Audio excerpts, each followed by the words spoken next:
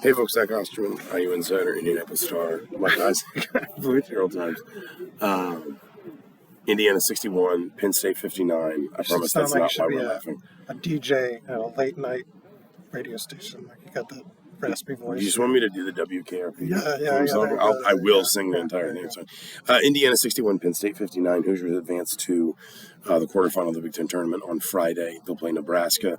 Not a pretty game, and in fairness, at least from Indiana's perspective, Indiana had a lot to do with it. They locked Ace Baldwin up, something they had not been able to do either of the first two times they played Penn State, and that really felt like the key to kind of everything else because Penn State couldn't shake Baldwin loose.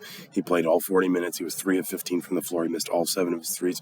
He had 6 assists and 5 rebounds, but you just felt like Penn State never found that offensive rhythm that they found both in Bloomington and in State College because of the way Indiana defended Ace Baldwin. And it felt like everything else kind of spoked out from there. Puff Johnson had 16 points. Zach Hicks had 11. But Penn State as a team only made 16 field goals in 40 minutes, 7 of 27 from behind the three-point line, which was a huge number. And Indiana just kind of, other than basically that one little 3-minute spell right at the beginning of the second half, Indiana was as in control of this game as either side was from really most of it. Well, I think we could start there. I think this team has found something, how to handle adversity late in games. Anthony Leal mentioned the Illinois game that kind of went the other way in the last 6 minutes, and we've got this, and then we made a bunch of serious mistakes and didn't. Mike Woodson mentioned the Michigan State game where they were down 6 late, found a way to kind of withstand that. And in the beginning of the second half here, it felt like everything was going to go Penn State's way, and 1 or 2 more makes of this game, they could be in real trouble. They steadied themselves, and it was a 1-point possession game, back and forth, and really made the right decisions.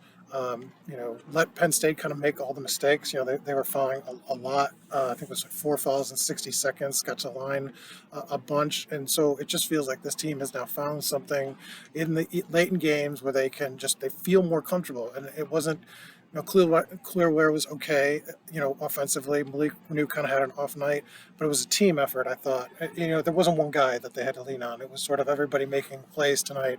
And that's kind of been the key of this stretch to this win streak. Everybody's kind of elevated their play.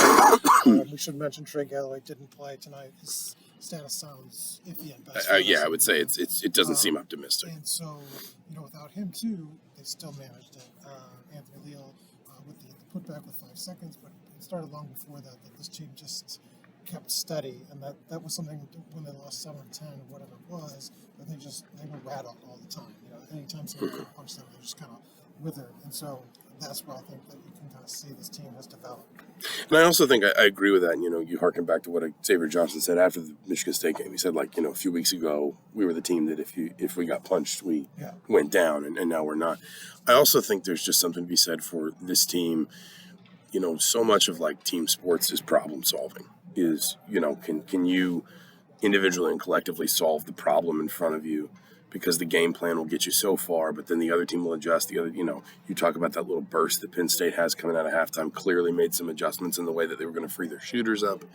And Indiana, I thought, kept solving problems tonight, and not with just, they had another shot. It's easy. We're scoring 28 points. It's easy to solve problems when you make 9 threes. Yeah. But they solved problems tonight on a night where they shoot under 40% from the field. They didn't shoot. They're only 3 of 12 from behind 3-point, and they did make their free throws, which is obviously a big difference. And I think the biggest problem they solved, frankly, Penn State's pressure just destroyed them the first 2 times, particularly their backcourt pressure. Baldwin. Nick Kern, who fouled out today, Dunn, a little bit, even a guy like Zach Hicks, who's a little bit longer. The way Penn State pressured the ball was a real problem for Indiana in the first 2 games these teams played. Obviously, both Penn State wins. And, I thought this certainly, that it was hard to imagine Indiana coming into a game against a team that had lost 2 games this season, both of them defined by guard play and how much Indiana struggled to defend at one end and handle the pressure at the other end and not have arguably its most important guard and win the game. And, listen, Xavier Johnson only takes 5 shots, scores 4 points, but 5 assists, 6 rebounds. Anthony Leal's only got 8 points, but he's got 4 rebounds. He obviously has the huge putback at the end of the game that seals it. Gabe Cupps hit a couple threes. And as much as anything else, Indiana's only -2 in turnovers.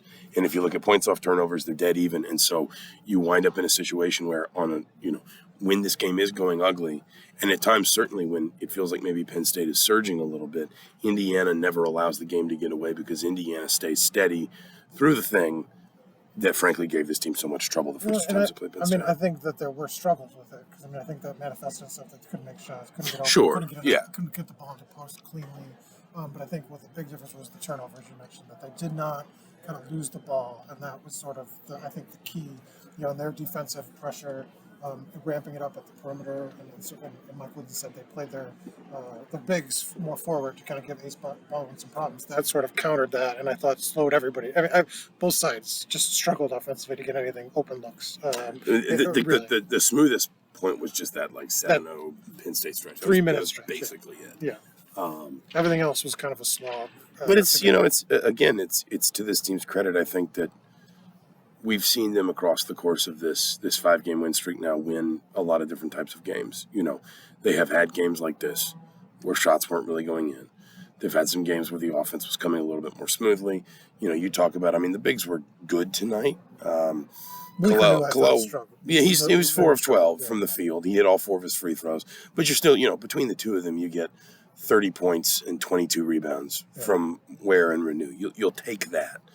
But it's kind of one of those where most nights you say, well, if that's largely the balance of what you're going to do, you're probably going to struggle. But Indiana keeps playing through a lot of other stuff not really working. Yeah. And again, just kind of keep solving problems. And then, it comes back to what you said, which is this is a different team in close games. There have been some games, obviously, in this sort of post-Illinois stretch that they've lost big. And so this hasn't really been relevant. But this team in close games, when it's been able to get itself into sort of winning positions, has been different. Even to the extent of stuff like hitting free throws, I think they hit 10 of their first 11. I want to say. I think they hit the front end of all 3 1-on-1s. And I think they missed 2 in a row or 3 in a row, and then I think they made their last 4 or something like that. So the point is, it's the little things. But this is a team that was, talking about the little things in the context of not really being able to figure out how to make them work for a lot of this season. Now they are. Before we go, we should mention. What are your thoughts on them vanquishing their other sort of foe this year, Nebraska, tomorrow night? It's a very different challenge. You've got to be able to score with Nebraska. That's just, obviously you can hope that they just don't shoot the ball well, and sometimes that happens. And, Robin Washut, my good friend who covers Nebraska for On3 Sports, I think he told me pregame that Nebraska's gotten a double by twice in its time in the Big Ten, and it's bombed out of the tournament on the Friday both times. It's tricky because if you don't get your kind of legs under you, you lose that right. Well, and you also get a little bit of you can get a little bit of we're in the tournament, so there's not as much urgency here if it's the last 5 minutes of the game. I think the key for Indiana in a game like that is you're going to have to be able to survive a few more of those sort of runs we're talking about with Penn State. Just their lack of depth right now. I think short rest in terms of playing 2 days in a row. No Galloway. 37 minutes for Johnson tonight, 36 for Ware, 33 for Renew, 32 for Mbaka. And they avoided foul trouble. They were in a little bit of foul trouble, but they avoided disaster. And if tomorrow something happens where Cubs picks up 3 fouls, that could send this team into a tailspin. So they have a thin margin of error here without Galloway. It's going to be tough, especially short rest. Trying to avoid foul trouble because they just don't have a lot of depth right now. And what did they play today? It was really Leal, Walker. Nobody else played 10 minutes other than Leal off the bench. So 6-man rotation. That's tough. Back-to-back days. Indiana will play Nebraska here tomorrow night, roughly the same time, 8:30 Central, so 9:30 Eastern or Bloomington time, or however you want to say that. They're 19-13. Don't think this does much for their bubble, so just don't worry about that. Just kind of look at this as basically Indiana's got to win this tournament to get into the big one. But we'll leave it there. Mike Niziolek, Zach Osterman, Herald Times, Indy Star, HeraldTimesOnline.com, IndyStar.com/sports. You know where to find it all. We'll talk to you soon.